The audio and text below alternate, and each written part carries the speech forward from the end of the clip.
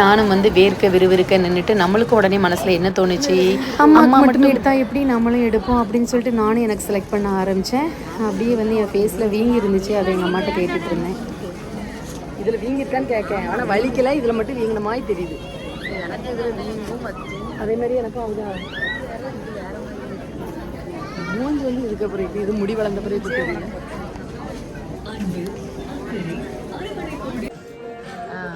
இப்படி கட்டலாம்லன்னு தோணுதோ. பொம்மை அழகா இருக்குமா?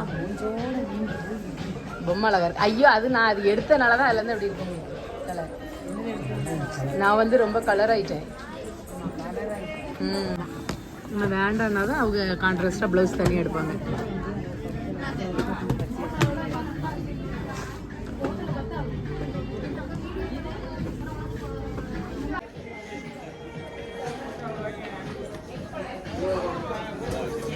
அடுத்தடுத்த சேலை வைங்க.